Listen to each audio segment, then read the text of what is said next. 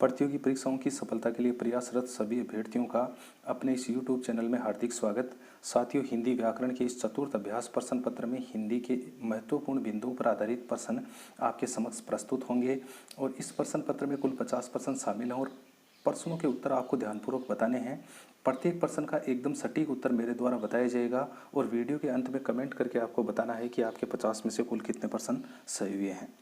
तो पहले प्रश्न को देखते हैं। एक समारोह में किसी का औपचारिक सम्मान के लिए प्रयुक्त उचित शब्द है कि एक समारोह है, उसमें किसी का औपचारिक सम्मान करने के लिए जो शब्द प्रयुक्त होता है वो कौन सा है? स्वागत, अभिनंदन, अर्चना और आभार। तो इसमें 2 नंबर जो विकल्प है वो सही होगा। किसी का समारोह में अगर औपचारिक सम्मान कर रहे हैं तो अभिनंदन शब्द उसके लिए प्रयुक्त करेंगे। फिर आगे है, तत्सम शब्द सक्कट का तद्भव होगा। तत्सम शब्द है सक्कट और इसका तद्भव हमारे को पूछा है, तो वो कौन सा होगा? शक्कर, छकड़ा, साख और संकट। तो सक्कट है, उसका तद्भव है वो छकड़ा होगा। सक्कट गाड़ी को कहते हैं, तो उसका तद्भव रूप है वो छकड़ा हो जाएगा। तो 2 नंबर विकल्प है वो प्रश्न का उत्तर होगा। तीसरे में, युवती का पर्यायवाची नहीं है। युवती है, उसका पर्यायवाची इनमें से कौन सा नहीं है? किशोरी, तरुणी, कृष्णा, श्यामा।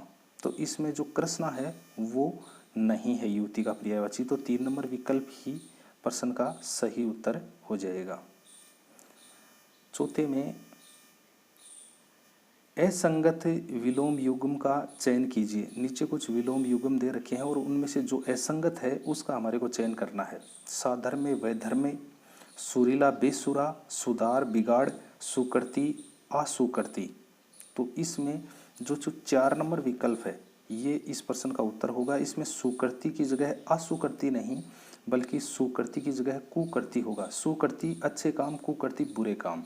तो इसमें 4 नंबर विकल्प है वो प्रश्न का उत्तर होगा। 5 में, सांगातिक शब्द में प्रत्यय है। एक शब्द दे रखा है सांगातिक और उसमें प्रत्यय पूछा है के, तिक, आतिक और इक। तो सांगातिक शब्द है वो संघात, संघात प्लस इक से बना है। तो इसलिए इक प्रत्यय लगने के कारण इस प्रश्न का उत्तर है वो 4 नंबर विकल्प होगा। फिर 6 नंबर के सवाल में, निम्न में से किस शब्द में कु उपसर्ग नहीं है? कुकर, कुदृष्टि, कुरंग और कुपुत्र। तो कु उपसर्ग किस में नहीं है? तो इसमें कुकर शब्द है, इसमें कु उपसर्ग नहीं है। बाकी देखना, जैसे 2 नंबर विकल्प है उसमें कु प्लस दृष्टि से शब्द बना है, कु प्लस रंग से बना है कुरंग और कु प्लस पुत्र से बना है कुपुत्र। लेकिन कुकर है उसमें कु उपसर्ग नहीं है। 1 नंबर प्रश्न का उत्तर होगा। 7 में, मनसिज का समास विग्रह होगा। मनसिज शब्द है उसका समास विग्रह पूछा है। मन में, मन से जन्म लेने वाला, मन में जन्म लेने वाला, मन को जन्म देने वाला और मन को सजाने वाला। तो मनसिज शब्द है वो भगवान कामदेव के लिए हम प्रयुक्त करते हैं, पर्यायवाची है उसका। तो ये 2 नंबर विकल्प है, मन में जन्म लेने वाला, ये इसका सही उत्तर हो जाएगा। 8 नंबर के सवाल में, नाविक का संधि विच्छेद होगा। नाविक है उसका संधि विच्छेद है वो क्या होगा? नो प्लस इक, नो प्लस इक और नो प्लस इक और नो प्लस इक। तो इसमें जो संधि विच्छेद है नाविक का वो नो प्लस इक हो जाएगा, क्योंकि इसमें अयादि संधि है और इसमें आव शब्द का है वो प्रयोग हुआ है। ए, आय, अव, आव, ये अयादि संधि की विशेषताएं हैं। तो आव शब्द का प्रयोग होने के कारण नो प्लस इक, इस नाविक शब्द का संधि विच्छेद है वो हो जाएगा। 3 नंबर विकल्प प्रश्न का उत्तर होगा। 9 में, भाववाचक वाक्य का, भाववाच्य वाक्य का उदाहरण है। सीता दुर्गा राम जी की पुत्री है, वह घर का काम करती है, उससे पढ़ाई नहीं की जाती, मैं उसे पढ़ाना भी नहीं चाहता हूँ। तो इसमें भाववाच्य है, वाच्य 3 प्रकार के हैं, कृतवाच्य, कर्मवाच्य और भाववाच्य। तो भाववाच्य का उदाहरण पूछा है तो इसमें होगा उससे पढ़ाई नहीं की जाती। इसमें असमर्थता का भाव है वो प्रकट हो रहा है, इसीलिए इसमें भाववाच्य होगा और ये उसका उदाहरण है। 10 नंबर में ए आई वर्णमाला के जो स्वर हैं वो दे रखे हैं और उनका उच्चारण स्थान कौन सा है? दंतोष्ठ, नासिके, कंठ तालव्य और कंठोष्ठ। तो इसमें ए और आई है वो कंठ तालव्य उनका उच्चारण स्थान है। 3 नंबर विकल्प है वो प्रश्न का सही उत्तर होगा। 11 में किसी कार्यालय में ज्ञापन अथवा आदेश को एक साथ अनेक प्रेषितियों को भेजने का प्रारूप होता है। निविदा, परिपत्र, शासकीय पत्र, अनुस्मारक। तो किसी कार्यालय में ज्ञापन अथवा आदेश को एक साथ अनेक प्रेषितियों में भेजने का जो प्रारूप होता है उसको कहते हैं परिपत्र। 2 नंबर विकल्प प्रश्न का सही उत्तर। फिर निम्न में से शुद्ध वाक्य है, शुद्ध वाक्य इनमें से कौन सा है उसका हमारे को बताना है। हमारे समाज के बीच अनेक कुरीतियाँ अब भी प्रचलित हैं। यह घटना उस समय की है जब मैं 8 वर्ष का बालक था। एक बौद्ध भिक्षुक ने अशोक को उपदेश दिए, मैं मेरे घर जा रहा हूँ। तो शुद्ध वाक्य है वो इनमें से होगा यह घटना उस समय की है जब मैं 8 वर्ष का बालक था।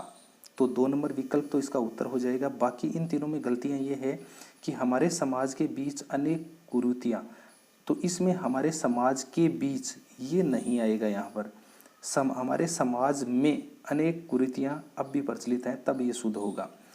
और 3 नंबर विकल्प में एक बौद्ध भिक्षुक ने अशोक को उपदेश दिए, तो इसमें एक बौद्ध भिक्षुक ने अशोक को उपदेश दिया, यहाँ पर दिए नहीं होगा ना। फिर 4 में मैं मेरे घर जा रहा हूँ, इसमें मैं मेरे नहीं मैं अपने घर जा रहा हूँ, तो यहाँ पर इसमें ये गलती है। फिर आगे के 13 नंबर के सवाल में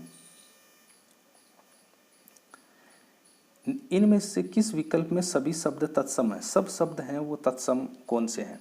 घृत, नवनीत, आम्र, नारियल, गंधर्व, घोड़ा और काक, कोकिल।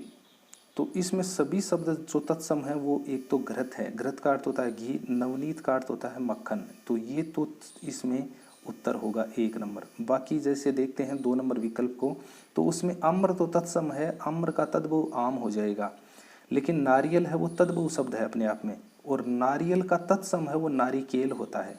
इसी प्रकार से गंधर्व है वो तत्सम शब्द है और उसका तद्भव रूप है वो गधा होता है। इसी प्रकार से घोड़ा है वो अपने आप में तद्भव शब्द है, लेकिन इसका तत्सम है वो गोठक होगा।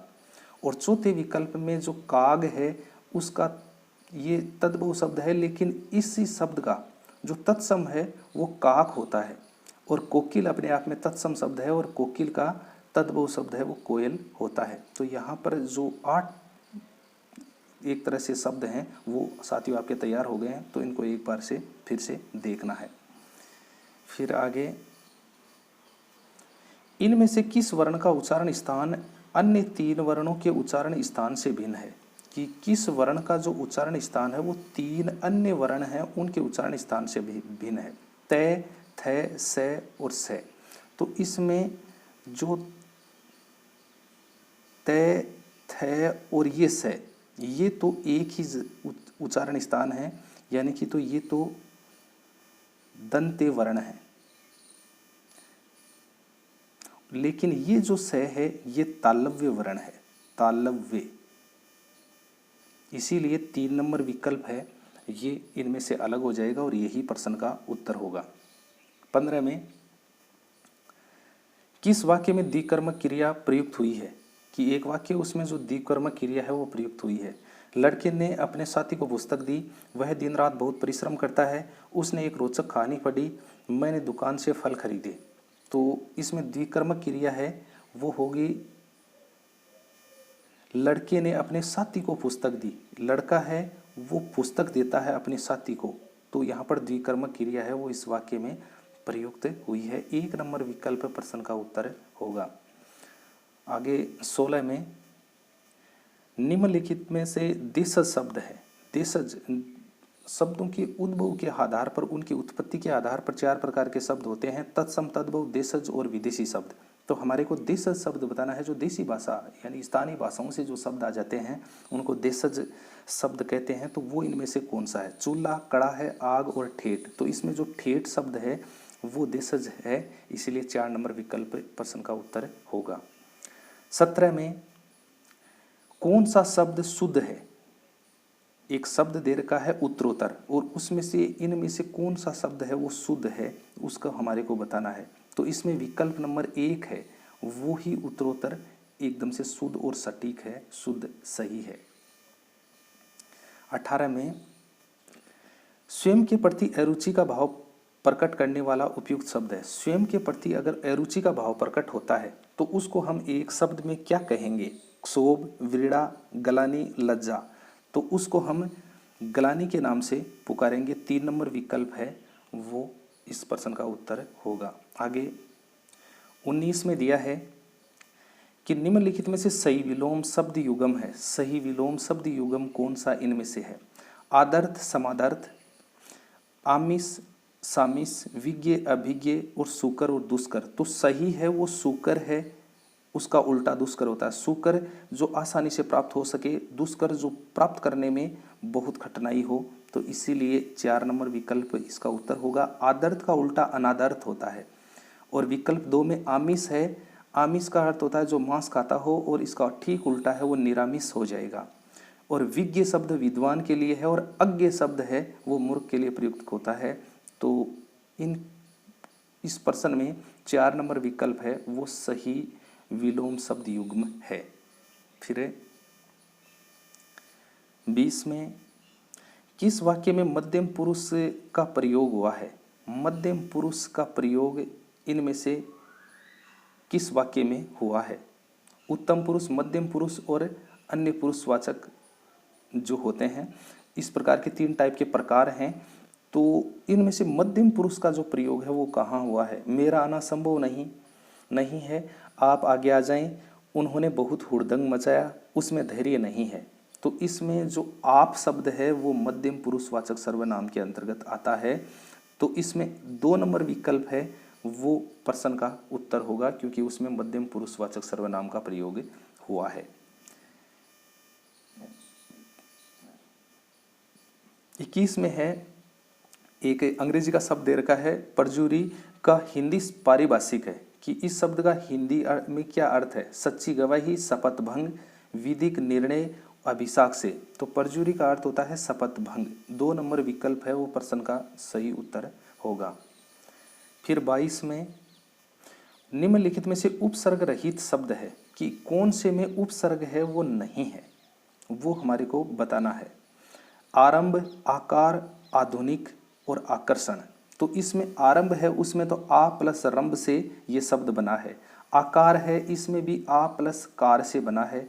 और आकर्षण है इसमें भी आ प्लस कर्षण से ये शब्द बना है। लेकिन जो आधुनिक शब्द है इसमें एक प्रत्यय लगा है कि इसमें कोई उपसर्ग है वो नहीं है, इसीलिए 3 नंबर विकल्प है वो प्रश्न का उत्तर होगा। फिर 23 में चिराग तले अंधेरा लोकोक्ति का सही अर्थ है कि चिराग तले अंधेरा है, इस लोकोक्ति का हमारे को सही अर्थ बताना है। न कारण होगा न कार्य होगा, परिश्रम का फल अंधेरे से उजाला लाता है, अपनी बुराई नहीं देखना, काम न जानना और बहाने बनाना। तो ये प्रश्न तो सीधा ही है कि इसमें अपनी बुराई नहीं देखना चिराग तले अंधेरा है, तो इसलिए 3 नंबर विकल्प इस प्रश्न का उत्तर होगा। 24 में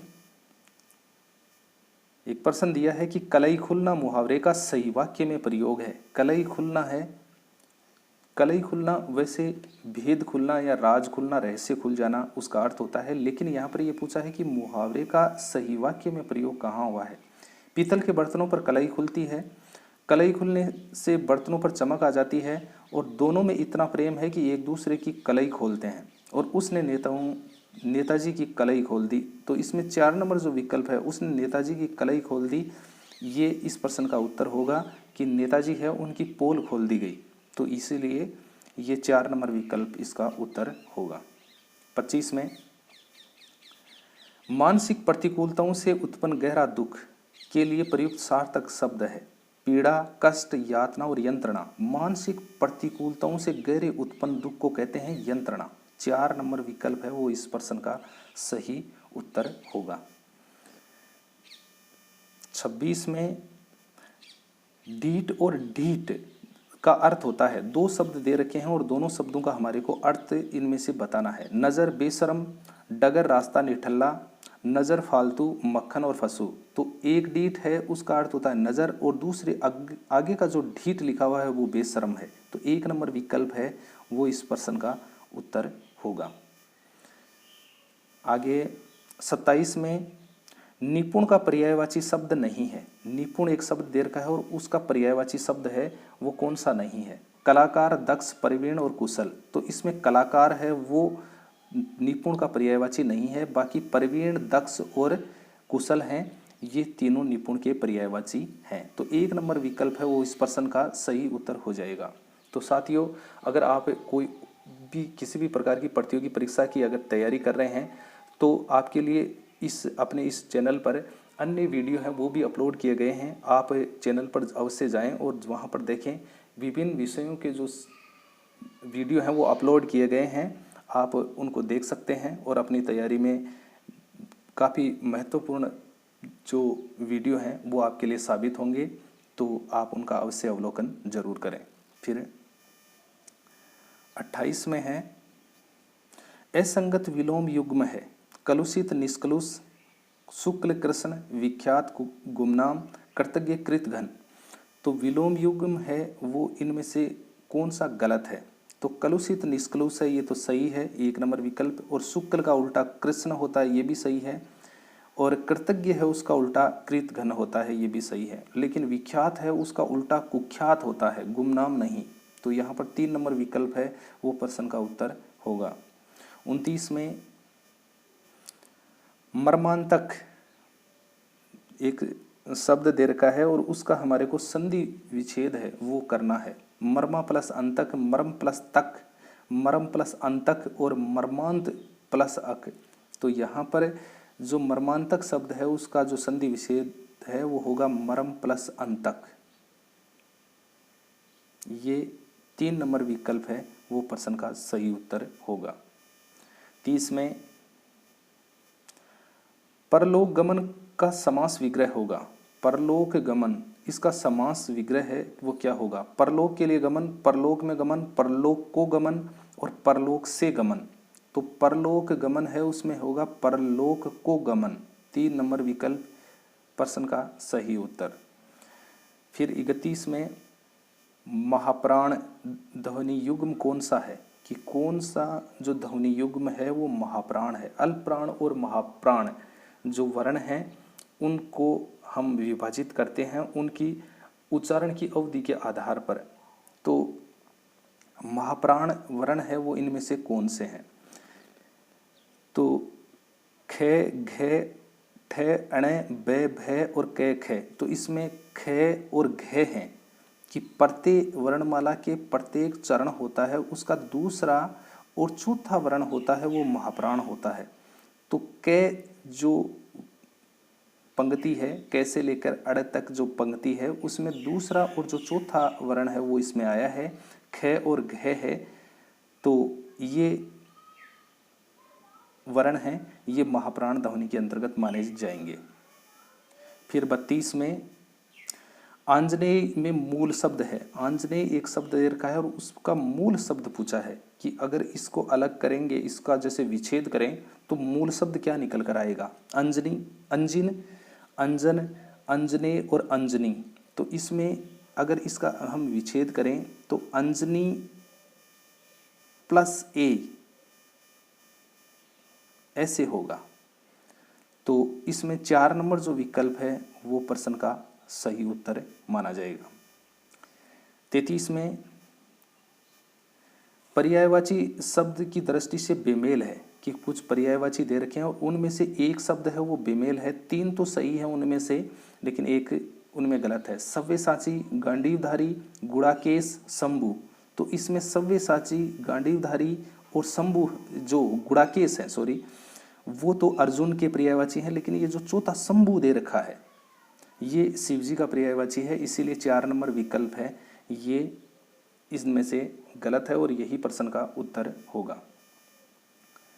34 में टेढ़ी उंगली से घी निकालना मुहावरे का उपयुक्त अर्थ है। टेढ़ी उंगली से घी निकालना, कठिन परिश्रम करना, क्रोध भड़काना, चालबाजी या बलपूर्वक काम निकालना और वश में करना। तो टेढ़ी उंगली से घी निकालना मुहावरे का अर्थ होता है चालबाजी से या बलपूर्वक काम निकालना। 3 नंबर विकल्प है वो प्रश्न का उत्तर होगा।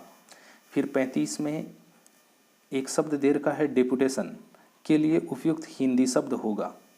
तो डेपुटेशन के लिए जो हिंदी शब्द है वो कौन सा है? पुनर्नियुक्ति, अतिरिक्त प्रभार, स्थानांतरण, प्रतिनियुक्ति। तो डेपुटेशन के लिए प्रतिनियुक्ति शब्द है उसका हम प्रयोग करते हैं। 4 नंबर विकल्प है वो हो जाएगा। फिर 36 में किस शब्द में सु उपसर्ग का प्रयोग नहीं हुआ है? सु उपसर्ग का प्रयोग कहाँ पर नहीं हुआ है? सुशील, सुमन, सुकांत, सुनार। तो इसमें कहाँ पर सु का उपसर्ग का प्रयोग नहीं हुआ है? तो इसमें सुनार में नहीं हुआ है। यहाँ पर ये जो चौथा विकल्प है ये इस प्रश्न का उत्तर हो जाएगा। बाकी सभी में सु उपसर्ग का प्रयोग है वो हुआ है। 37 में निम्नलिखित में से कोस और कोस शब्द युग्म का सही अर्थ है। 2 शब्द दे रखे हैं कोस और कोस, उनमें सिर्फ से का फर्क है, तो हमारे को इनका अर्थ बताना है। शब्दों का संग्रह दूरी, खजाना, दूरी या दूरी खजाना, और खजाना और शब्दों का संग्रह है। तो कोस होता है ये एक तो खजाना होता है, और ये जो कोस है इसका अर्थ होता है शब्दों का संग्रह। तो 4 नंबर विकल्प है वो प्रश्न का सही उत्तर है वो होगा। 38 में मनोविकार शब्द का सही संधि विच्छेद है। मनोविकार एक शब्द दे रखा है उसका संधि विच्छेद है मनो प्लस विकार, मन प्लस ओ प्लस विकार, मन प्लस विकार और मन प्लस विकार।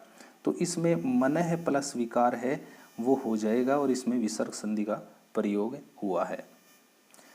39 में डाकिया चिट्ठी लाया वाक्य में क्रिया का कौन सा भेद प्रयुक्त हुआ है? तो डाकिया है वो चिट्ठी लाया है, इसमें क्रिया है उसका कौन सा भेद है वो प्रयोग में हुआ है? तो इसमें सकर्मक क्रिया है उसका प्रयोग हुआ है कि डाकिया है कुछ लेकर आया है चिट्ठी, तो वहाँ पर कुछ न कोई कार्य हुआ है, तो सकर्मक क्रिया है वो हुआ, इसमें प्रयुक्त होगी। 40 नंबर किस विकल्प में शुद्ध शब्द है?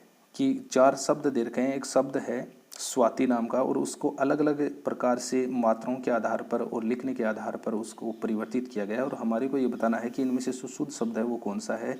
तो स्वाति है वो 2 नंबर विकल्प में सही लिखा हुआ है, तो 2 नंबर विकल्प इसका उत्तर होगा।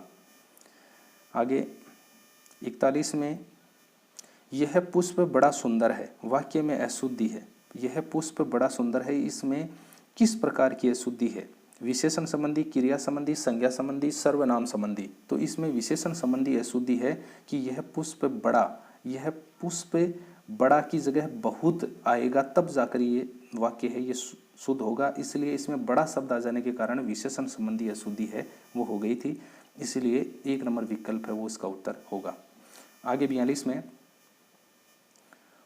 पूर्णकालिक क्रिया के लिए सही विकल्प चुनिए। कि पूर्णकालिक क्रिया है वो पूर्ण हो चुकी है, ऐसे विकल्प का हमारे को चयन करना है। इनमें से वह चालाक निकला, महावीर ने पाठ पढ़ा, वह खाना खाकर सो गया और वह फुटबॉल खेलता रहा। तो इसमें 3 नंबर जो विकल्प है वह खाना खाकर सो गया, यह है इसमें पूर्णकालिक क्रिया का उदाहरण है। 43 में घर में नहीं दाने अम्मा चली भुनाने लोकोक्ति का सही अर्थ है। कि घर में नहीं दाने और अम्मा चली बुराने, इस लोकोक्ति का हमारे को अर्थ बताना है कि व्यर्थ के कामों में समय नष्ट करना, ना होने पर भी ढोंग करना और सामर्थ्य से बाहर कार्य करना और सेखी मारना। तो इसमें है 2 नंबर विकल्प हो जाएगा, ना होने पर भी ढोंग करना। अगर ऐसा कार्य होता है तो उसके लिए घर में नहीं दाने और अम्मा चली बुराने लोकोक्ति का प्रयोग है वो किया जाता है। 44 में निम्नलिखित में से अशुद्ध वाक्य छांटिए। कि इनमें से कौन सा वाक्य है वो अशुद्ध है? 3 शुद्ध हैं और 1 अशुद्ध वाक्य है, उसका हमारे को चयन करना है। इस कक्षा में सबसे अच्छा छात्र कौन है? तुम अपनी किताबें ले जाओ, सभा में सभी वर्ग के लोग थे और भारत में कई जातियों के लोग रहते हैं। तो इसमें 3 नंबर जो विकल्प है, सभा में सभी वर्ग नहीं सभी वर्गों के लोग थे, ये इसका अगर ऐसा होता तो शुद्ध होता। बाकी जो जितने भी लिखे हुए हैं वो अपने आप में शुद्ध है। फिर 45 में अनेकार्थक शब्द कर्ण का प्रयोग, एक शब्द दे रखा है कर्ण, निम्न में से किस अर्थ में नहीं होता है, कि कर्ण का प्रयोग है वो किस शब्दों के रूप में नहीं होता है, उसका हमारे को बताना है। अस्थि चौराहा, कुंती पुत्र, कान, पतवार समकोण और त्रिभुज में सबसे बड़ी भुजा। तो इसमें 3 नंबर जो विकल्प है पतवार और समकोण है, इसके लिए कर्ण का प्रयोग है वो नहीं होता है, बाकी सभी विकल्प में सही दिया हुआ है। 46 में समझे का संधि विच्छेद होता है, तो संजय शब्द है उसका संधि विच्छेद क्या होगा, सम प्लस जय, सन प्लस जय और सई प्लस जय और सत प्लस जय। तो इसमें 1 नंबर जो विकल्प है सम प्लस जय, ये विकल्प है ये सही होगा और इसमें व्यंजन संधि का प्रयोग हुआ है, तो 1 नंबर विकल्प सही उत्तर होगा। 47 में इंग्लिश शब्द दे रखा है कोलाबोरेशन, शब्द के समकक्ष हिंदी शब्द है, कि अंग्रेजी का एक शब्द दे रखा है और उसका क्या हिंदी में अर्थ होगा ये हमारे को बताना है। संगति, संयोग, संहिताकरण और सहयोग। तो कोलाबोरेशन का अर्थ होता है सहयोग। 4 नंबर विकल्प है वो प्रश्न का राइट आंसर होगा। 48 में री वर्ण का उच्चारण स्थान कौन सा है, री वर्ण का उच्चारण स्थान है वो बताना है मूर्धा, कंठ, तालव्य और दंत। तो इसमें री है उसका उच्चारण स्थान है वो मूर्धा होता है, मूर्धन्य से ये वर्ण है ये बोला जाता है, इसीलिए 1 नंबर विकल्प है वो इस प्रश्न का सही उत्तर होगा। साथियों, आप किसी भी प्रतियोगी परीक्षा की तैयारी कर रहे हों और व्याकरण के मैंने सभी जो पक्ष हैं वो इस प्रश्न पत्र में शामिल किए हैं, और जितने भी जो प्रश्न हैं वो ज़्यादा से ज़्यादा स्तरीय हों ऐसा करके मैंने इनका कलेक्शन किया है और वही आपके समक्ष प्रस्तुत किए जा रहे हैं। और आगे भी ऐसे ही कुछ चुनिंदा प्रश्नों का संकलन है वो आपके समक्ष प्रस्तुत किया जाएगा। तो आप चैनल पर अगर नए हैं तो चैनल को सब्सक्राइब ज़रूर करें, ताकि आने वाले जो वीडियो हैं उनके नोटिफिकेशन आपको मिल सकें और आप अपनी तैयारी है उसको काफ़ी शानदार बना सकें। उसके बाद में आगे का सवाल है 49 नंबर सवाल है। 49 में है कि तत्सम तद्भव का असंगत युग्म है, कि तत्सम और तद्भव शब्द हैं वो दे रखे हैं और एक विकल्प में जो तत्सम तद्भव हैं वो सही नहीं है। ग्राम गांव, ग्रह घर, ग्रामीण गंवार और घनिष्ठ घनीटा। तो इसमें 4 नंबर जो विकल्प है ये इसमें सही नहीं है। घनिष्ठ घनीटा है ये सही नहीं बैठ रहा है इसमें। बाकी गांव है ग्राम है उसका गांव हो जाएगा, ग्रह है उसका घर हो जाएगा और ग्रामीण है उसका गंवार हो जाएगा। फिर जो घनिष्ठ है उसमें घना होगा आगे, तो यानी ये सही बैठता। फिर अंतिम 50 नंबर के सवाल में चोरन कुतिया मिल गई पैरा किसका दे, उक्त कहावत के समान अर्थ देने वाली अन्य कहावत है। चोरन कुतिया मिल गई पैरा किसका दे, तो ऐसी ही सेम कहावत है वो इनमें से किस में बैठेगी इसका हमारे को बताना है। जिसकी लाठी उसकी भैंस, तिनके की आड़ में पहाड़, बाढ़ ही खेत को खाए, तबले की बला बंदर के सिर। तो इसमें बाढ़ ही खेत को खाए ये जो कहावत है ये चोरन कुतिया मिल गई पैरा किसका दे इसके ठीक समानार्थी है। तो ये 3 नंबर विकल्प इस प्रश्न का उत्तर हो जाएगा। तो साथियों, इस तरह से ये आपके 50 प्रश्न हैं ये पूर्ण हो चुके हैं और आपको अब कमेंट करके ज़रूर बताना है कि आपके 50 में से कुल कितने प्रश्न सही हुए हैं। और अगर आप चैनल पर नए हैं तो चैनल को सब्सक्राइब ज़रूर करें, ताकि आने वाले वीडियो हैं उनके नोटिफिकेशन आपको सर्वप्रथम प्राप्त हो सकें।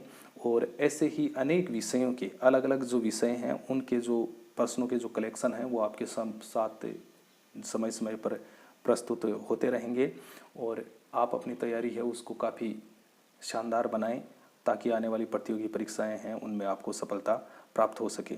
तो मिलते हैं ऐसे ही एक नई वीडियो के साथ में, तब तक के लिए जय हिंद, जय भारत।